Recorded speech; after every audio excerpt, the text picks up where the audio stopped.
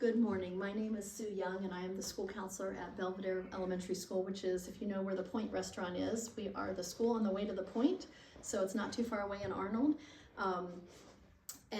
So as we start today, and welcome to the SBUMC Know Your Neighbor, Love Your Neighbor series. So as we start today, I want you to just think about when you hear the word family, what comes to your head? Just kind of pause and think about that for a minute, and just kind of hold on to that, because we're going to come back to that.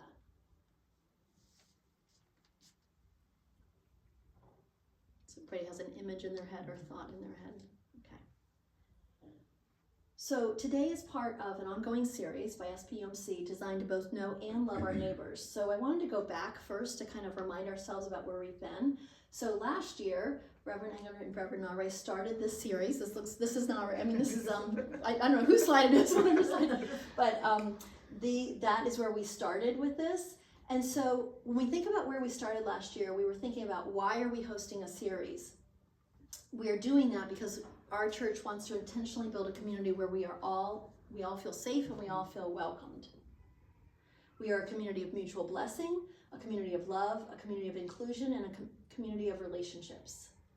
And this is all based on God's word. So we know this is the first and greatest commandment, to love your neighbor as you love yourself. And that's going to be, everything we do is based on God's word.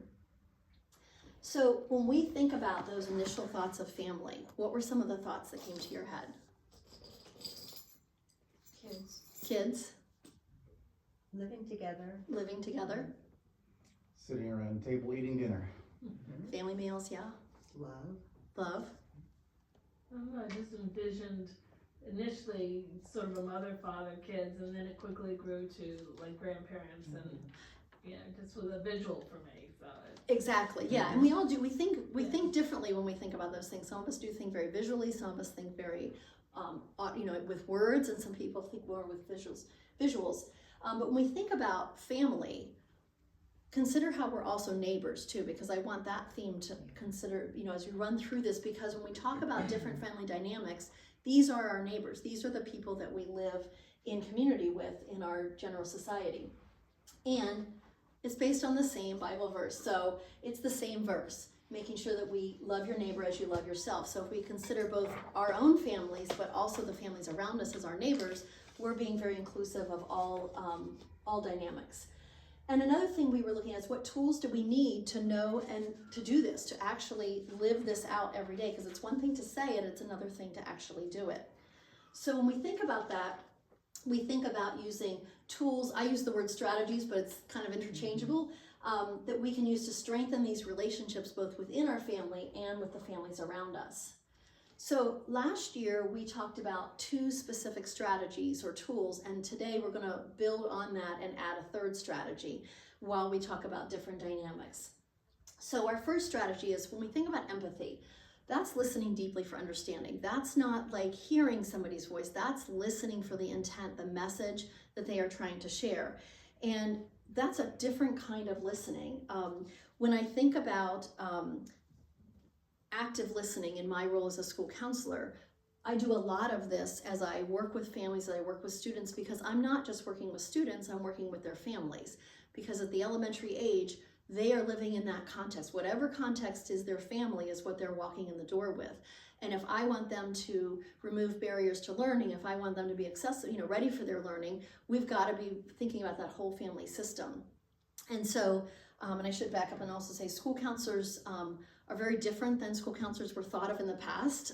We are not guidance counselors anymore. We are professional school counselors. And we really have 2 roles. Our role is to teach, which is our preventative kinds of things, where we're teaching things like, I'm actively teaching kids how to do active listening, how to show empathy. I'm teaching those skills.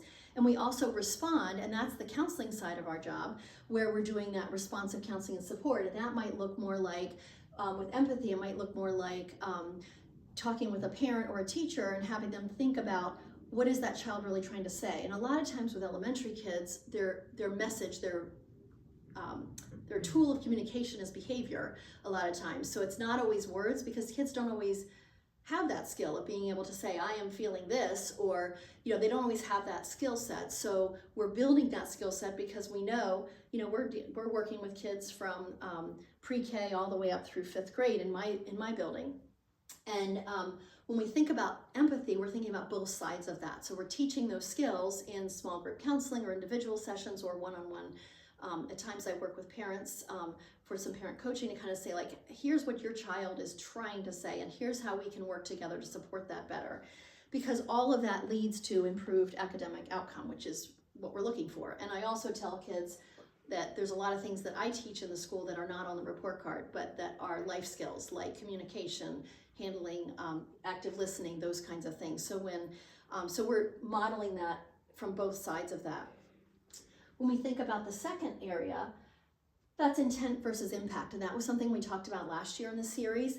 And when you think about it, if you look at the visual on the side with the green, intent versus impact, it's like the little can game where you used to listen to it, but the string is broken because what you think you're saying is not what somebody's hearing. And so when you think about that, it's very important that we think about not just our intent, but the only way to get around this, I really think, is asking a lot of questions. We have to be careful about our own assumptions because we can make assumptions without even being aware of them.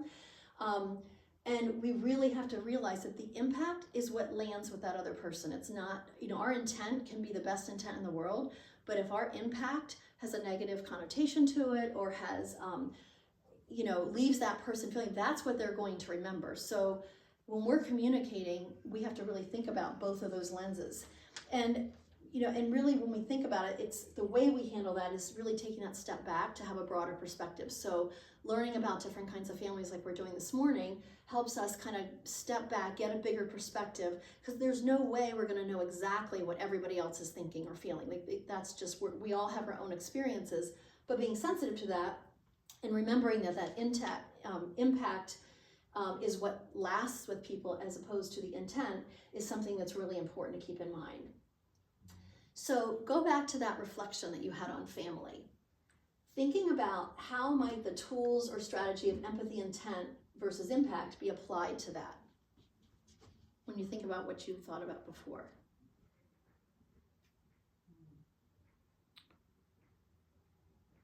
I think I would just assume that people are going through what I am going through, not without thinking deeply or just like assuming this is my experience, so they have that same experience.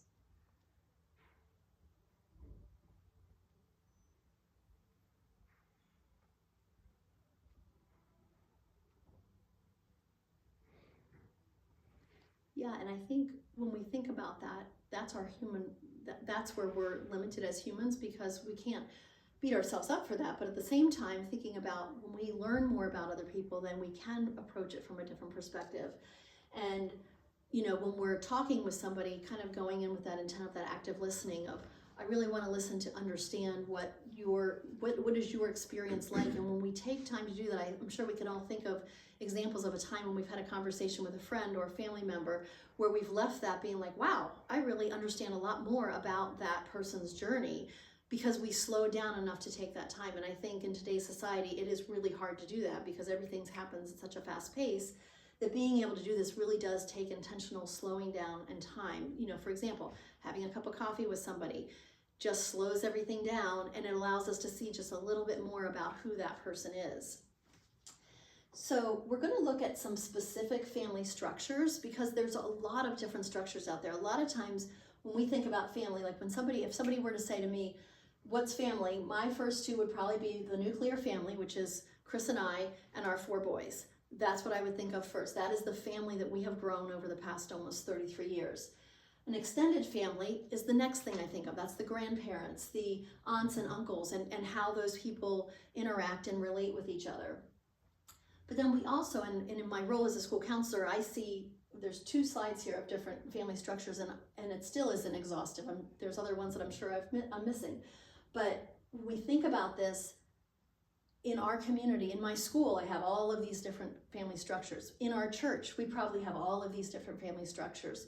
In our general communities, wherever we live, we probably have all of these structures.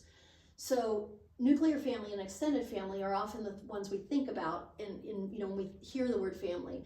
We have single parent family, where one parent is raising one or more children. Then we have a blended family. I was thinking, this is where two families merge. Sometimes I'll say to Chris, some of the families I work with, their family trees are they kind of go out and they branch off. And sometimes I do think about that, what impact that has on that child. Sometimes it can be a real strength for that child because they've got lots of adults in their lives that are supporting them. Sometimes it can be challenged because sometimes a kid comes to me and says, I'm tired of moving all my stuff back and forth, because maybe they're moving. I have worked with families that are blended family, or not blended families, but single parent families, where the parent stays, the kids stay in the house and the parents move back and forth in and out of the house. And I've seen that work really effectively. But so there's lots of different ways that this can look. And like I said, blended families, then you have it's not just the things you think about with the holidays and things like that, but you think about the everyday, if you've got lacrosse equipment and you're on a team and you're a fourth grader and you got to remember to bring your lacrosse, some of that stuff can be really hard. Now I've seen families work it out where I have a student right now who has 2 rented cellos, one in each house, because they don't want to have, because it's one less thing for that kid to think about. So there's kind of some very small day-to-day details of things. And we don't often think about that part of things with when we imagine blended families. And then there's multi-generational families where we've got we've got different generations living together. There's several families in my school that are in that way. And then when you think about sometimes it gets muddy as to who's in charge of the rules, whose house is it? Is it grandma's house or is it mom's house and the grandparents are that can really create a challenge with who's making decisions about things and who's setting the routines in the household. And when you think about kids really do need those routines. They need those regular bedtimes, they need those regular structures. We all really do, but it's, when you think about it, kids really need that because it helps to provide structure in their lives. So if we have 3 or more generations living, if I'm calling the house to get some support for a kid and I'm, whoever's picking up the phone, I'm like, okay, I have to look at my contact list to see if I'm allowed to talk to that person first, because the biological parent is the one that has the right to put in our system who we're going to talk to. So then here's some more family structures. A childless family. We might not always think about a couple that doesn't have any kids as being a family, and yet they are operating, they are living together, they are eating together, they're doing the things that we consider to be family activities. And we also don't know if they tried to have children and they've not been able to. There's a lot of, I think, assumptions that happen around childless families. And sometimes in my role as a counselor, there's information that I have access to that people will share with me at times. And so sometimes I might have a different understanding than maybe a classroom teacher has or something like that. And it's to no fault of anybody, it's just that I have a different experience. And I'll say one of the ways, I'll slide this in, but one of the ways that we do handle when a child is going through something but we can't share all the details is that we do what we call a Handle with Care email. And that goes out to any adult working with that child. And sometimes it's coming from a overnight experience that the child has had in the county, where it comes from the police or crisis response that comes to the school. Sometimes we do it internally in our school just to kind of say, hey, we just want you to be aware, just handle with care. And really that just means don't get on them for their homework, or understand that they may need a little space today, or they may need to use their bounce pass more frequently, which is one of the tools that I use with students, that it's kind of a fast pass to come and see me. So I luckily work with a group of teachers that are phenomenal and very compassionate and very empathetic, but it also helps in the midst of the day-to-day grind to understand that maybe this child's going through a little bit more. Grandparent family. And that sometimes grandparent family can also, sometimes you might hear the word kinship care. Kinship care is when a family member is caring for a child, and sometimes it's temporary. Last year in our school, we had 2 5th graders that are now 6th graders that were both under kinship care for 2 very different reasons. In one case, the parent had some mental health issues, and in another case, one of the parents was absent, and we needed to be able to have somebody that was in charge of that child. And so sometimes kinship care is a short-term thing, and sometimes kinship care can be a very long-term thing. A lot of times kinship care can be grandparents. It can be aunts or uncles, different people, but a grandparent family, when you think about it, if the grandparents are primarily in charge of their grandkids, they've already raised one generation. So they've got an energy level that's just different. They also don't always have the support system that's the same because they're not connected with other, like the people that in their social circles might be going on trips or doing different things or doing grandparent kinds of things, and they're in the thick of raising kids. Sometimes I've worked with families who, sometimes with that, one of the challenges is they feel like because they're now having to raise their grandchildren that maybe somehow they failed as a parent the first time. I've had grandparents say that to me. And it's really important to understand that there's lots of different reasons why a parent is not able to care for their child and therefore the grandparent is in charge of those children. So understanding that, even things like technology, that's something that can be hard. It's like everything we do with the school system now is on, this app and that app. And if you're not familiar as much with the apps, then that's a whole thing. You've got to learn the technology to be able to access the kids' grades and attendance and things like that. We also have same-sex families, and we have that in our school, and we're very careful to be a very open and welcoming place. In the elementary schools in the county, we don't have specific clubs, but we do have safe spaces that are noted on doors, and we have several staff members that will wear them in their badges. And in the middle and high schools, every single school now has a club to support students and families in that situation. Adoptive or foster families. Sometimes you have a child that is, we have a child that's started as a foster student, has now been adopted by his family, came from another school, and it's just been fabulous to watch the journey for this child. However, that child carries an awful lot. And that child's mother passed away last year. And so even though he wasn't with his mother, he still knew his mother, but his mom was just not able to care for him. So, we have these kinds of things, and when you think about, the kids showing up to learn math and reading and writing, but they've got all that going on, that's an awful lot to carry when they're walking into the school. And then we have a completely different kind of family, our chosen family. And we probably all have people in our lives that we have as chosen family that are not related, and this is defined, we're not related by biology or law, like mother-in-law or daughter-in-law, that kind of a thing. They're not related because of some marriage or something like that. But people who treat each other as family, that show up for each other. We probably all have those close friends that, we might call our chosen family as a distinction between our biological family and our chosen family. I certainly have people in my life like that as well. Question? Yeah. You have the single parent family? Yes. Now, when I think of a single parent family, I think of somebody whose other parent has passed away, or has, abandoned the family. But you sort of talked about it as maybe divorced families are also single parent, and I think of it very differently, because you have both parents.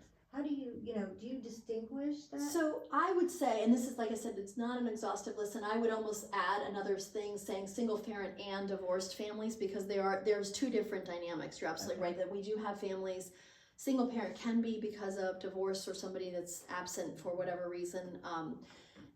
And so it is one parent, but then I think when you have a divorced family, you've got certain dynamics happening with when, so for example, there was one I was thinking of I'll just share the example, but I have a family that mom is raising the daughter, and she has had to get a second job because she's really providing for it. Dad is still, around, but not living in the home.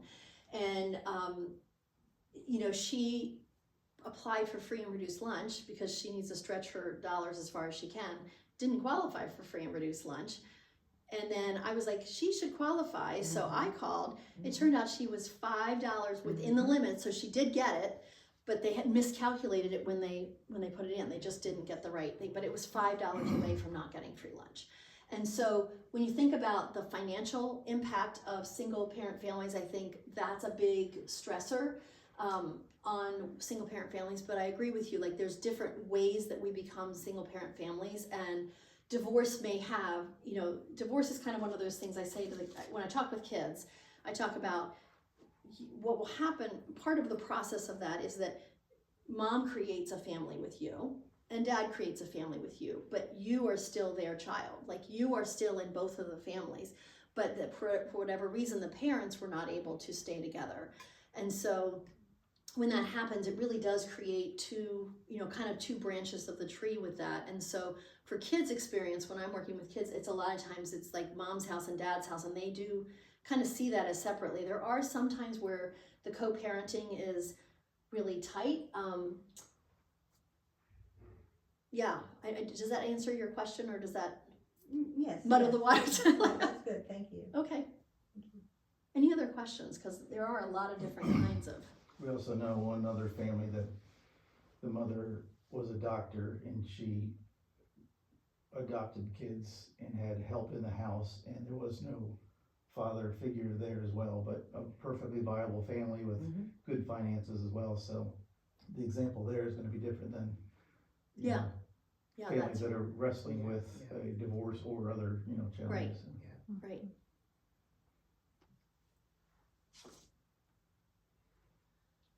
So some other factors that can impact families are descent. So if you think about ancestry, if you think about where families came from, what's their history like, authority, who holds the decision-making power. That's a huge thing that impacts families. Is it something that's a partnership? Is there a parent, I mentioned earlier too, like in a multi-generational household, who's really making the decisions on those, things in those decisions. And then also residence, where is a couple after marriage primarily residing? Are they residing with their own? Are they creating their own, starting their own family? Are they living with their parents? And some of that's, very much tied into what we talked about last year with some cultural impacts and things like that too. It's not just, our American view of things. There's times when it's not, I think sometimes we can assume like, oh, financially they need to live with their parents, but that may not be it at all. That may be, if we think about it through a cultural lens, we have to remember that there are lots of reasons why people live together. Sometimes they're doing it for caring for another. Sometimes that's the expectation in the culture. That's what you do that's your family. And so, understanding that when we see something, we are only seeing a tiny sliver of whatever that person's experience is as family. And so really just kind of thinking about making sure we have that empathy, making sure that we have that decision, those decisions to making sure that we have that empathy and making sure that we have that intent versus impact lens, because we don't know the whole story. There's no way we can know the whole story. Some of the things that when we think about challenges, I want us to challenge ourselves to think about it, not just as challenges, but as resilience opportunities. Because sometimes something that's really hard for somebody to face might be just the thing that builds their inner self-confidence or their inner courage to change some of those things. They might have to develop better communication skills than they had growing up. They might have to do some things that builds their resiliency. That, we all know families that were like, wow, when we hear about their history, we're just like amazed at how did they get to where they were as an adult, or how did they come out of, I think a lot has the poverty, like a lot of times we think, we see examples of people coming out of very high levels of poverty and yet rising through all that, there are so many challenges to that. And what is it that makes that person different than someone else? And some of it's their environment or their opportunities, but some of it's just their internal, like their grit, their resiliency of like, how are they going to choose to face some of those kinds of things? And again, the diverse feelings, everybody's going to be experiencing this differently, but how do people communicate? Is there access to both parents? And we've talked about some of these, like energy to the parent, like the grandparents' kinship care families, how much energy is there to get kids to different events, and what's their support system like? Finances, different expectations for rules and behaviors. We talked about, I often talk with kids about managing, and parents too, managing that transition between two different households in a divorced household. Like there might be one set of rules here and one set of rules here, and so sometimes encouraging each parent to have kind of a ritual almost, that when they enter that other house, if they're, on Wednesday nights, if they're switching over to this other household, that, maybe they play a game together, they do something during that first hour that child's in that environment to kind of help settle them into that routine at that household. Because, one of the resiliency opportunities for that is that kids can learn to manage different sets of rules. We do this all the time. I talk about with kids sometimes, like when you go to a restaurant, I talk about, what's it like going to a picnic versus a fancy tablecloth restaurant. You know that there's different expectations. You know that you're going to be behaving in different ways in those things. Just like sometimes between mom's house and dad's house, there might be just some different expectations and different rules. I build often on the fact that kids know they come from households and they come to schools. And schools have different expectations, and part of it is because we're working with 25 or 30 kids at a time.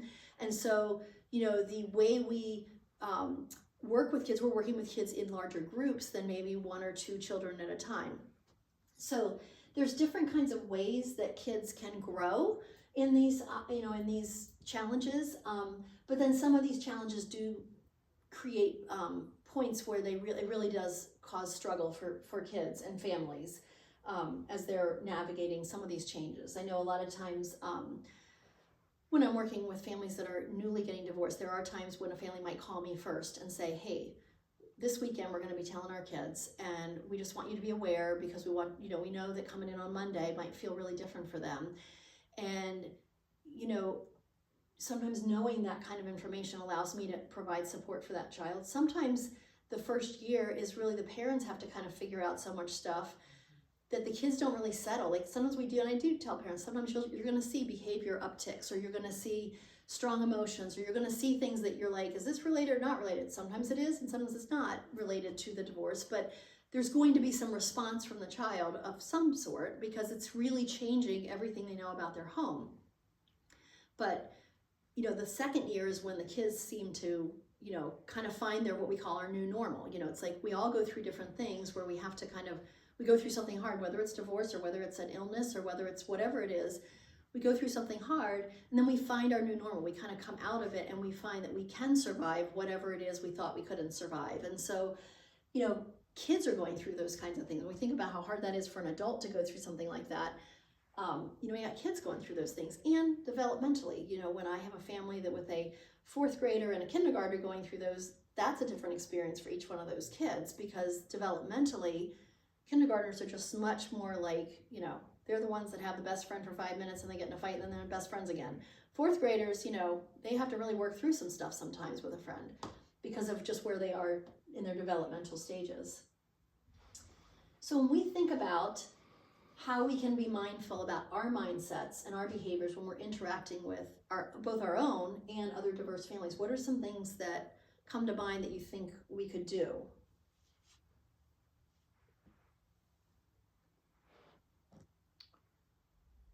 Awareness. Yep, awareness, yeah. Yeah, it's similar to that, just not assume my experience with my family is the same as what theirs is, so. Not everybody celebrates Thanksgiving, so be careful, but, I think sometimes you have to remember the generational difference. Things are different today. It's not like, well, when I was your age, Right. well, the world is completely different. Yep, and Yeah. the the words, lessons may not translate. Yeah, I think remaining open and curious. yeah. curious. Yeah, like I think having that curiosity about getting to know somebody is such a powerful tool to connect.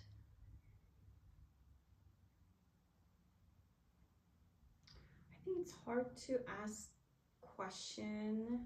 appropriate questions. Yeah, That's Not true. appropriate, Yeah. the kid just doesn't. Yeah. That's true. Yeah, And balancing curiosity versus nosiness versus. Yeah, and I think sometimes that's where, intent versus impact. right, and I think sometimes that's where that, when I think about that strategy of having a cup of coffee with somebody is so powerful, because a cup of coffee invites conversation, but it also gives space for that conversation. And maybe that person that day doesn't need to talk about anything deep. Maybe that person just needs to have a cup of coffee and talk about the weather. And that's okay too, because you're still building that relationship and that trust, because, but it's the message of saying, I'm willing to sit down and spend time with you. And I think, your point about like the idea of our culture moving so fast, it's like, technology has such a huge impact on us, but it's impacted us not just with the technology, but the way we communicate, our expectations for the speed of solving challenges. We kind of expect to just make it different. And And that's not how, real relationships are built moment by moment. Coffee conversation by coffee conversation is how real relationships are built. Chris mentioned family dinners, those kinds of things that are really hard for families to do these days. That was something that I know we were really intentional about with our kids. We were like, we are going to choose with 4 kids. We've got to be very picky about how many different activities our kids are in, because we really value that family dinner time. And we valued after church on Sundays. For years, we had family meetings, and the kids all rolled their eyes at me. They did not want to do the family meetings, but as they got into college and then they had, they were kind of operating in a group of roommates. 3 of them have already come back to me and said, thanks, Mom, because I'm now doing this family meeting. I'm just not calling it that, because we've got to have a way to communicate and structure where are we going this week kind of thing, what's going on. So when we think about responding thoughtfully, I thought about some different strategies that I think are effective, and I think the curiosity, I love that one. I wish I would add that, definitely add that on here. Limiting our assumptions, like just kind of being like, being in a state of wondering about something, is a state. I feel like I spend, as a counselor, I think about that term wonder a lot. I when I'm sitting with a child and I'm hearing this or I'm seeing behavior, sometimes they're in my office literally screaming. And, because they're just so upset, their emotion is so big and they just don't have the words. And so sometimes they come sit in, I have what I call different levels of calming corners in my office. So I have my most intensive one, which has more sensory things. It's got weighted blankets, like a weighted lap pad, that kind of a thing. And then I've got some that I consider my lighter weight ones, where it's kind of some fidgets or something. And as I'm picking that kid up to bring them to my office, I'm assessing like what level are they at. And some kids are literally, they're just falling apart and they just need 5 minutes. And so I have a timer on my desk that I set for 5 minutes. They think I'm working, I'm really not, I'm really watching them. But because I'm looking to see, can they take that deep breath? I'm waiting for them to get from the screaming. I'm like, you can use anything in this whole, the whole little cart here. Use whatever you need, but this is your space. So I kind of define their space, give them a chance to calm down. Because I really can't get anywhere until once they can tell me this is how I'm feeling. And I have a lot of visuals for them to help connect like what my feeling is. Because once a kid can say, I'm feeling this, that's the point where the frontal lobe of their brain is kind of coming back on from their amygdala, which is, the amygdala is where your emotions are running the show. When you can say, this is how I'm feeling, that's the point where you can start problem solving with a kid. And I think that's one of the things that we often miss. We're in a hurry and we're trying to problem solve. And sometimes that kid is just not going to work until you give them a chance to just breathe. And as adults, we have that. We have a lot more tools as adults, but sometimes as adults, we've probably all been in situations where sometimes we're like, I just need to take a breath. I just need a moment to not have stuff coming in to be able to, to respond and think. And sometimes we need to give that to a family that we might see. You might see somebody in a grocery store and the kid's melting down, and how powerful is it to go by and say, hang in there, you got this, or is there anything I can do for you? Something like that to a stranger, huge difference when you think about intent versus impact. Those kinds of things. So, and asking questions and balancing that with privacy. We do have to kind of sense when when it might be too much, but giving space for that conversation to happen is so important. And thoughtfully support without assuming those actions are intent. Like, we might see somebody and be like, why are they doing this? Because we're only seeing a tiny little sliver of what's going on. And we might think we know what's going on, but we probably don't really have a full picture of it. And so just kind of like I said, back to that wondering, where you're like, I wonder what's going on for that person. Is there anything I can do in the moment to help support that person? And consider that how you might want to approach something might be something they can't approach the same way.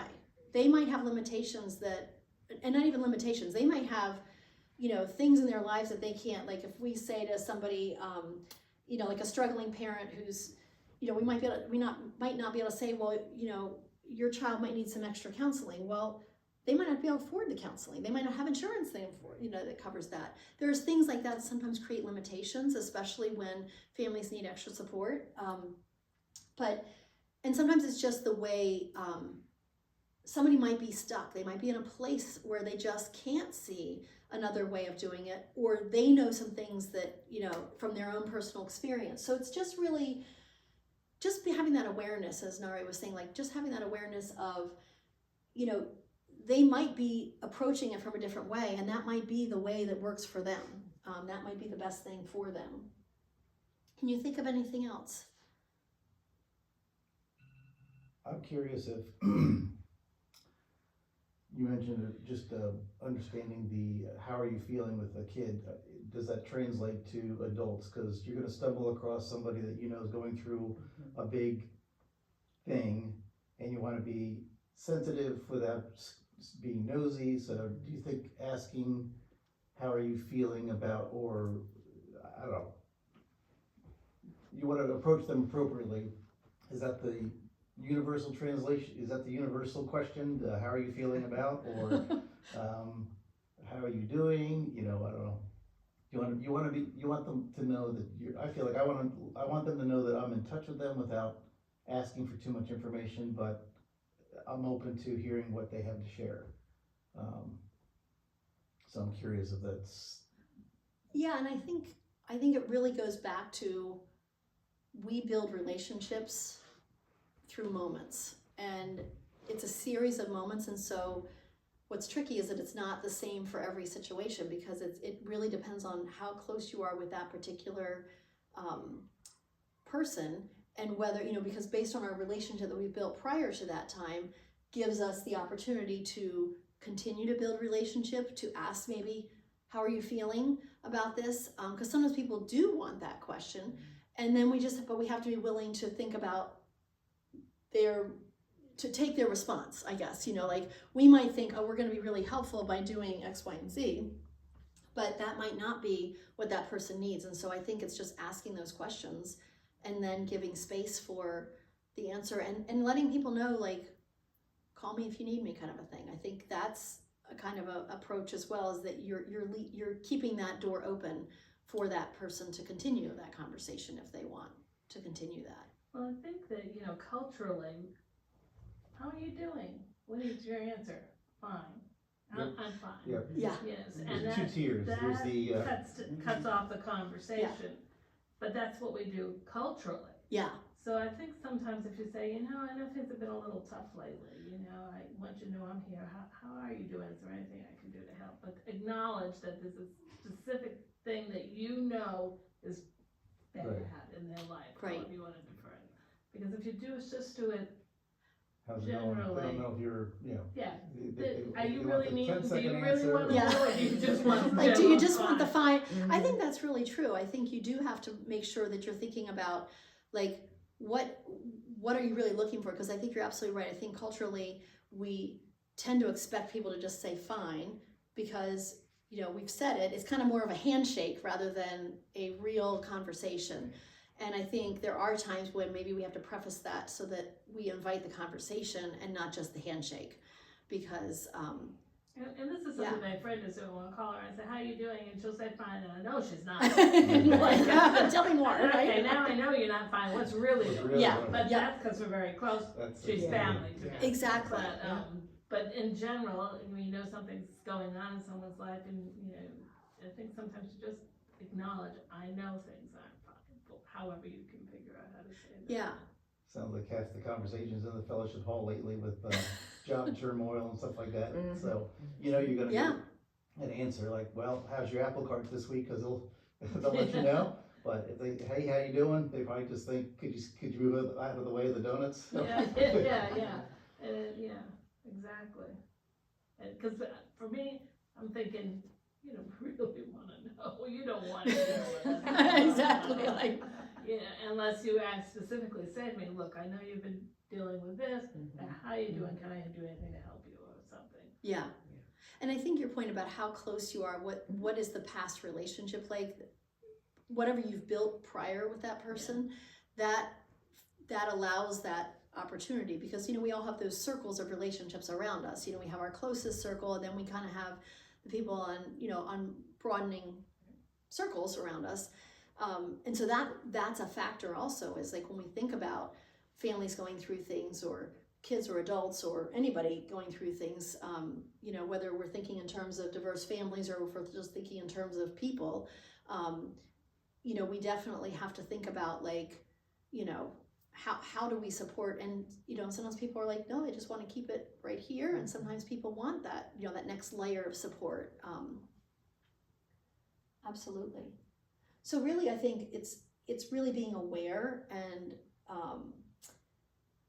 thinking about that. I think one of the terms that we use in our school building is called we call trusted adults, because, you know, 10 or 12 years ago, there was a couple laws passed where counselors were mandated by Maryland law to teach about substance abuse, and also there was another law on sexual abuse. So Aaron's Law and Start Talking Maryland Law are things that we teach lessons on in Maryland, and that's part of the education piece of it so that we can help kids be aware.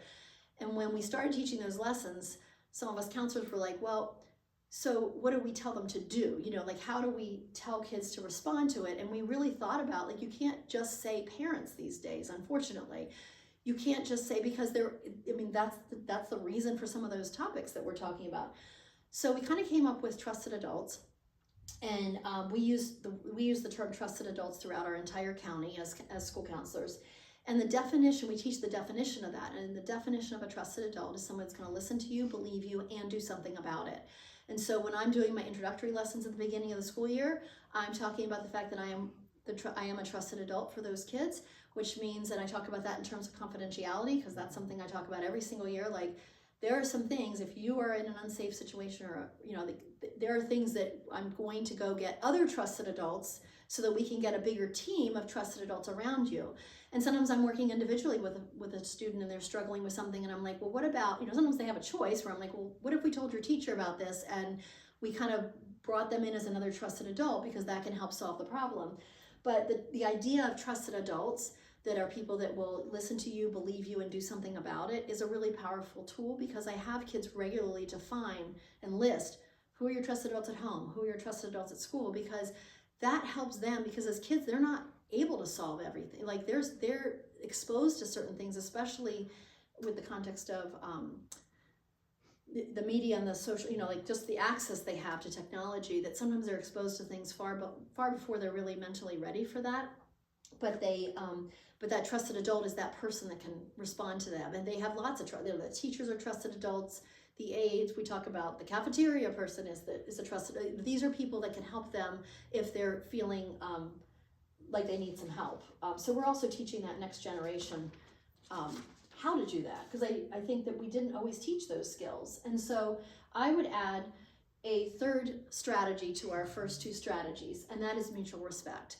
Because I think, you know, and again, this is just a different version of the same thing. I'm giving you a new commandment, that you love one another. Just as I have loved you, so too are you to love one another. By this, everyone will know that you are my disciples, if you have love and unselfish concern for one another. And I think when you think about different family dynamics, you know, most of our life, we think our life is like this, and then our life is really like this, you know, like that's just life.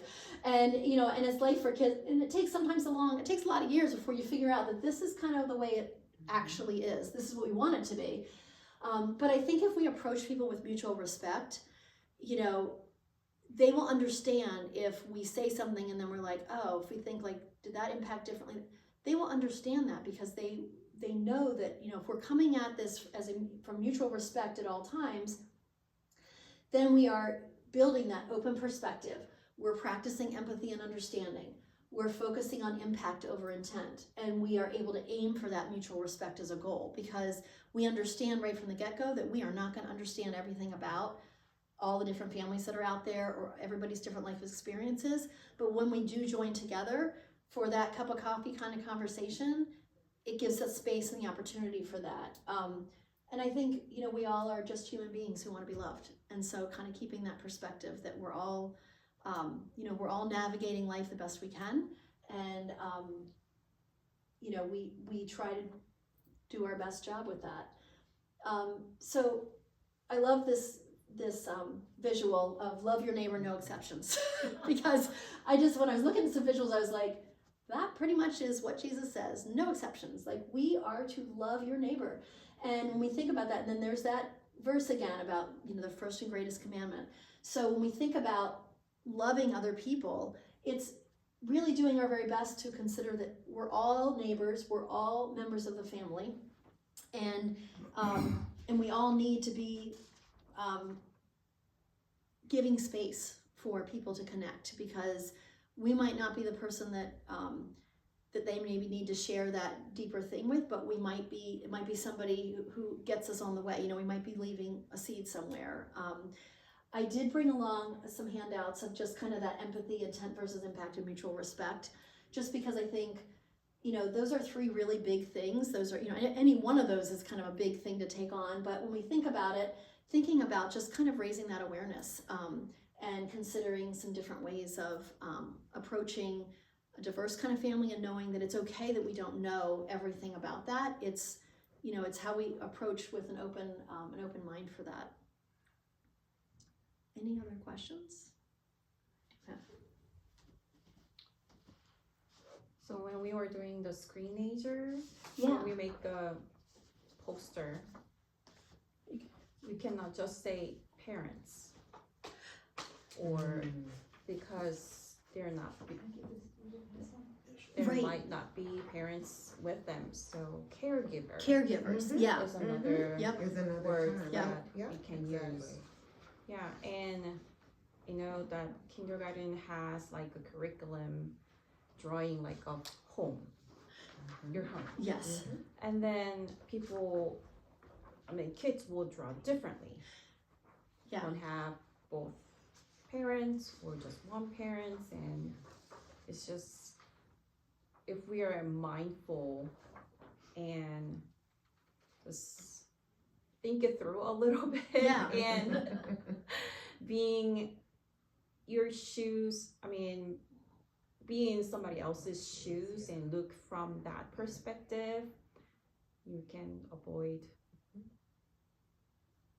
those things that happens in school or everywhere. Yeah. And thinking about, like you said, like when you're advertising for something, Yeah. inviting, you know, saying caregivers or families, or because even family caregivers really is the broadest. And when I'm talking with students at the end of a lesson, I always send home a letter after my lesson, so the parents know kind of what we worked on during the day. So usually the kids' side is on, you know, whatever activity they did with it is on one side, and then I have a letter on the other. And, you know, when I'm talking about that with students, I'm like, share this with your trusted adults at home. And because the kids in the school know the trusted adult language really well. And so I just am like, share this with your trusted adults. And a lot of times I have an activity for the family if they choose to do that. Like, you know, I was working on iMessages this week with third graders. So the home extension activity was, you know, ask your trusted adult when they use iMessages and stuff like that. But again, I use the language of trusted adult as opposed to mom and dad or parents, or, you know, that kind of a thing in my language.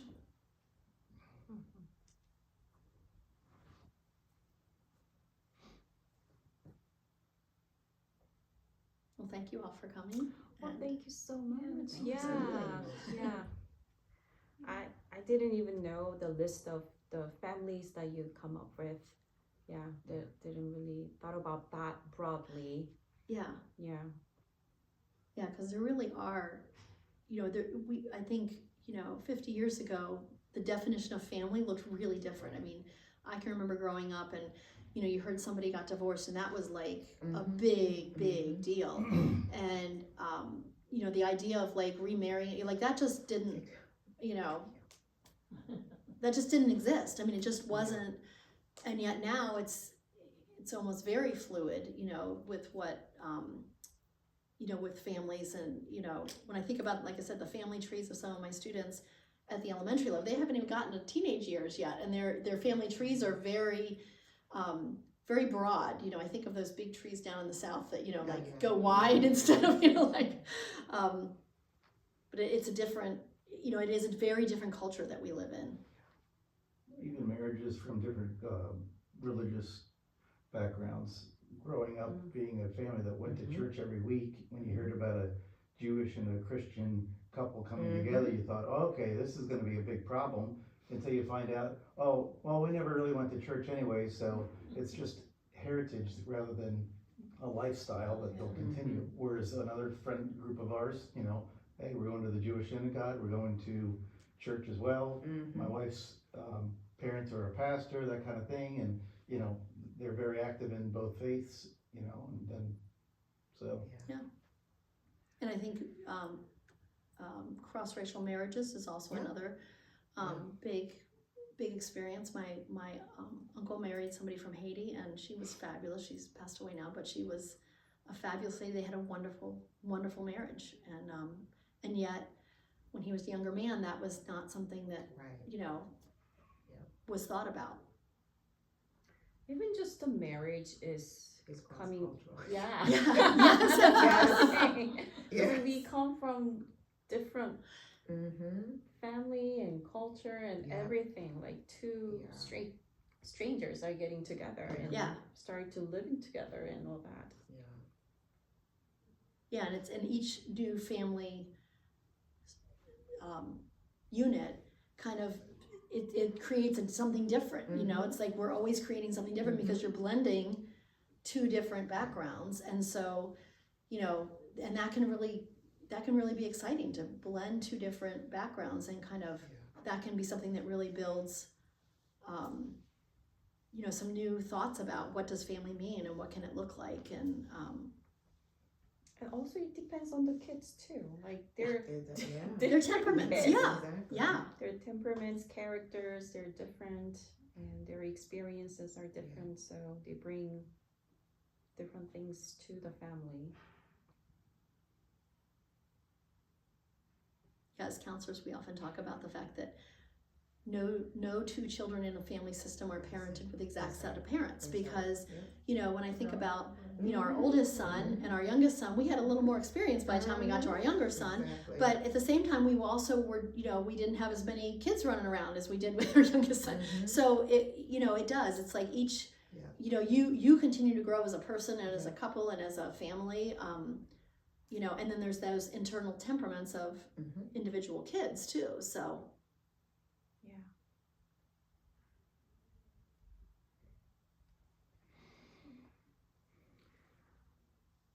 anything else? Well, thank you very much.